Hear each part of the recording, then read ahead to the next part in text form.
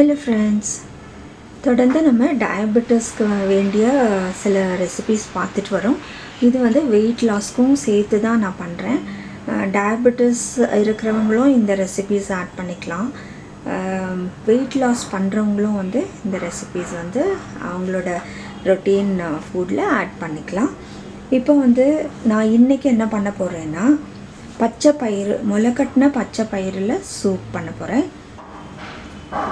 இதில் இருக்கிற பெனிஃபிட்ஸ்லாம் நான் வந்து கடைசியில் சொல்கிறேன். பச்சை பயிறு வந்து பார்த்திங்கன்னா கார்போஹைட்ரேட்ஸ் வந்து கொஞ்சம் குறைச்சலாக இருக்குது. மற்ற எல்லா பருப்பை விட இதில் வந்து கொஞ்சம் குறைச்சலாக இருக்குது. அதிலும் வந்து ஸ்ப்ரவுட்ஸ் எடுக்கும்போது இதோட வந்து நிறைய பெனிஃபிட்ஸ் இருக்குங்க. இப்போ வந்து நான் இதுக்கு 1 கப் பச்சை பயிறு ஸ்ப்ரவுட்ஸ் வச்சுருக்கேன். இப்போ முளை கட்டின பச்சை பயிரில் வந்து நிறையவே பெனிஃபிட்ஸ் இருக்குங்க. அதான் கடைசியில் சொல்கிறேன். இப்போ வந்து நம்ம என்ன எடுத்திருக்கேன்னா 1 கப் பச்சை பயிர் முளை கட்டினது எடுத்திருக்கேன். ப்ளஸ் கேபேஜ் கொஞ்சம் ஸ்லைஸ் பண்ணி வச்சுருக்கேன். இது வந்து ஃபைனலாக வந்து கார்னிஷ் பண்ணுறதுக்கு தான். இதுக்கப்புறம் இதுக்கு தேவையான உப்பு எடுத்துக்கோங்க. 1 ஸ்பூன் தனியா எடுத்திருக்கேன். தனியா வந்து நம்ம டயபெட்டிஸ்க்கு ரொம்ப நல்லது. நிறைய பெனிஃபிட்ஸ் இருக்குது தனியாவில் கூட. மிளகு, சீரகம் 6 ஸ்பூன் எடுத்திருக்கேன். ஒரு சின்ன வெங்காயம் தான் எடுத்திருக்கேன். 1 தக்காளி. நீங்கள் வெங்காயம் வேணும்னா இன்னொரு கொஞ்சம் பெருசு கூட எடுத்துக்கலாம். 4 பல் பூண்டு எடுத்திருக்கேன். கொஞ்சம் கொத்தமல்லி. இப்போ எப்படி பண்ணுறதுன்னு நம்ம பார்க்கலாம். இப்போ மிக்ஸி ஜார் எடுத்துக்கோங்க. பாதி பச்சை பயிரை இதில் நான் போட்டுடுறேன். இப்போ வந்து நம்ம இதெல்லாம் வந்து இன்க்ரீடியன்ட்ஸ் எல்லாம் ஆட் பண்ணிக்கலாம்.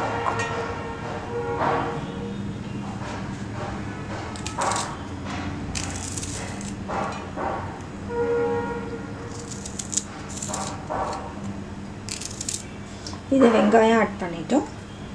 நம்ம கொத்தமல்லியும் ஆட் பண்ணிக்கலாம். தனியா, மிளகு, சீரகம் நம்ம ஆட் பண்ணிக்கலாம்.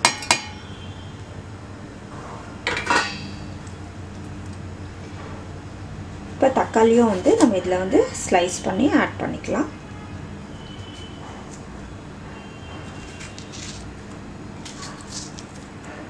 இதை வந்து நம்ம ஃபுல்லாக அரைக்க போகிறோம். நீங்கள் தக்காளிக்கு பதிலாக லெமன் ஆட் பண்ணிக்கலாம். இல்லை தக்காளி கொஞ்சம் குறைச்சிட்டு அதுக்கு பதிலாக வந்து நீங்கள் லெமன் கூட வந்து கொஞ்சம் ஜூஸ் ஆட் பண்ணிக்கலாம். இப்போ இதை நம்ம அரைச்சிக்கலாம். இப்போ நம்ம அரைச்சாச்சு. இதை வந்து ஒரு பாத்திரத்துக்கு நம்ம ட்ரான்ஸ்ஃபர் பண்ணிக்கலாம். இப்போ இது ஒரு பாத்திரத்துக்கு நம்ம ட்ரான்ஸ்ஃபர் பண்ணிட்டோம். இதை வந்து மிக்ஸி கழுவின தண்ணியும் நம்ம ஆட் பண்ணிக்கலாம். உங்களுக்கு எவ்வளோ தண்ணி வேணுமோ அவ்வளோ வந்து கொஞ்சம் ஆட் பண்ணிக்கோங்க. இதில் கொஞ்சம் தண்ணி ஆட் பண்ணிக்கோங்க.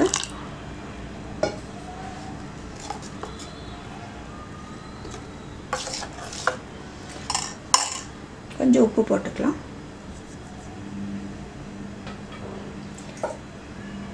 இது வந்து கொதிக்கும் போது கொஞ்சம் கெட்டியாகும். நல்லா நம்ம தண்ணி ஆட் பண்ணிக்கலாம். ஒரு 2 கப் தண்ணி ஆட் பண்ணிக்கோங்க. இப்போ நம்ம கொதிக்க விடலாம். வெயிட் லாஸ்க்கு வந்து நான் சூப் பண்ணுறேன். அதனால் வந்து நான் தாளித்து விடலை. இது வந்து இப்படியே தான் நான் கொதிக்க வைக்க போகிறேன்.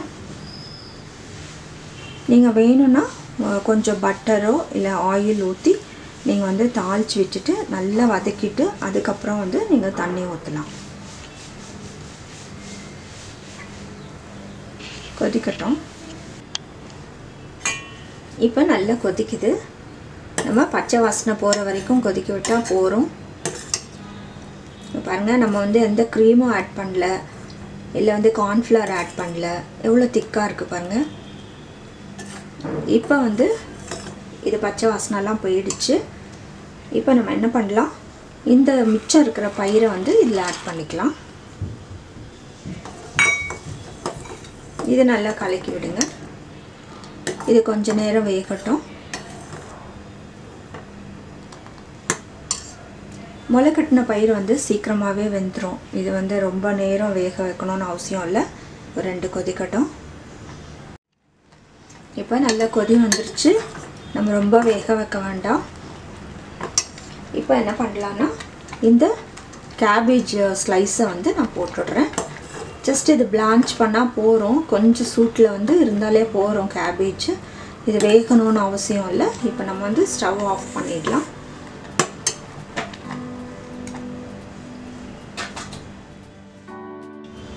கொஞ்சம் கொத்தமல்லி கார்னிஷ் பண்ணிக்கலாம்.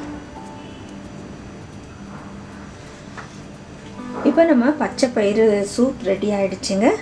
நீங்களும் செஞ்சு பாருங்கள். இதில் நிறைய பெனிஃபிட்ஸ் இருக்குது. இப்போ இந்த சூப்பில் வந்து நிறைய விட்டமின்ஸ் இருக்குங்க. பச்சை பயிரில் பார்த்திங்கன்னா ப்ரோட்டீன் நிறையா இருக்குது, ஃபைபர் இருக்குது, அதுக்கப்புறம் வந்து விட்டமின் B1 நிறையா இருக்குது, B2, B5, B6 போல் வந்து விட்டமின்ஸ் இருக்குது. அப்புறம் அயன் கண்டென்ட்ஸ் இருக்குது. இது போல் வந்து இதில் நிறைய நியூட்ரியன்ஸ் இருக்குங்க. அதே போல் ஆன்டி ஆக்சிடென்ட் லெவல் வந்து இதில் ஹையாக இருக்கிறதுனால வந்து உங்களுக்கு எந்த ஒரு டிசீஸும் அவ்வளோ சீக்கிரம் வந்து நமக்கு வராது. இதை வந்து ரெகுலராக நீங்கள் சாப்பிட்டுட்டு வந்தீங்கன்னா இது வந்து ஹார்ட் டிசீஸ் வந்து ப்ரிவெண்ட் பண்ணும். இதில் வந்து பிளட் ப்ரெஷர் குறையும். அதுக்கப்புறம் கொலஸ்ட்ரால் லெவல் வந்து கட்டாயம் குறையுங்க. அதனால ஹார்ட் டிசீஸ் வர சான்ஸ் இல்லை. அதுக்கப்புறம் வந்து இது கொலஸ்ட்ரால் குறையிறதுனால உங்களுக்கு வந்து வெயிட் லாஸ்க்கும் வந்து ரொம்பவே வந்து நல்ல ஒரு சூப். இது நம்ம பச்சை பயிறு நம்மளோட ஃபுட்டில் ஆட் பண்ணிட்டோன்னா ரொம்பவே நல்லதுங்க. இது நல்ல ஒரு உங்களுக்கு டைஜஷன் கொடுக்கும். இது வந்து ரொம்ப ஹெவி கிடையாது. இதில் நான் பட்டரும் ஆட் பண்ணல, ஆயிலும் ஆட் பண்ணல, கார்ன்ஃப்ளவரும் ஆட் பண்ணல, திக்னஸ்க்கு எதுவுமே நம்ம ஆட் பண்ணல. அதனால வந்து உங்களுக்கு ஈஸிலி வந்து டைஜஸ்டபிள்ங்க இது. அதே போல் டயபெட்டிஸ்க்கு தான் மெயினாக வந்து இது ரொம்ப நல்லது. ஆக்சுவலாக நான் இன்றைக்கி வந்து நான் போடுற ரெசிபீஸ் எல்லாம் பார்த்திங்கன்னா டயபெட்டிஸ்க்கும் வெயிட் லாஸ்க்கும் சேர்த்து தான் வந்து நான் போடுறேன். அதனால் வந்து இது டயபெட்டிஸ் வந்து உங்களுக்கு டயபெட்டிஸில் இருக்கிறவங்க இந்த சூப் வந்து செஞ்சு சாப்பிடுங்க. இப்போ நம்ம இன்னொரு டயபெட்டிஸ் வெயிட் லாஸோட ரெசிபி நம்ம பார்த்துட்டோம். இன்னும் வேறு ரெசிபியோடு நான் உங்களை சந்திக்கிறேன். நீங்களும் வந்து இந்த வீடியோ உங்களுக்கு பிடிச்சிருந்தால் லைக் கொடுங்க. இது வந்து நிறைய பேர் வந்து டயபெட்டிஸில் கஷ்டப்படுறாங்க. அவங்களுக்கு நீங்கள் நிச்சயமாக இதை ஷேர் பண்ணுங்கள். நல்ல ஒரு ஹெல்த்தி ரெசிபிங்க, மிஸ் பண்ணிடாதீங்க. நீங்கள் வந்து கடைசி வரைக்கும் வந்து இந்த வீடியோஸை பாருங்கள். ஏன்னா வந்து நிறையா நாங்கள் சொல்கிற சில வந்து ஹெல்த் டிப்ஸ் எல்லாம் வந்து நீங்கள் மிஸ் பண்ணிடலாம். அதுக்கப்புறம் புதுசாக எங்கள் சேனல் பார்க்குறவங்களா இருந்தால் நிச்சயமாக சப்ஸ்கிரைப் பண்ணுங்கள். இது நிச்சயம் உங்களுக்கு யூஸ்ஃபுல்லாக இருக்கும்னு நினைக்கிறேன். ப்ளேலிஸ்ட்டில் வந்து டயபெட்டிஸ்க்கும் வெயிட் லாஸ்க்கும் சேர்த்து ரெசிபீஸ் போட்டுட்ருக்கேன்.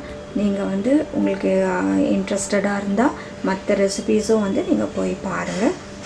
தேங்க்ஸ் ஃபார் வாட்சிங்.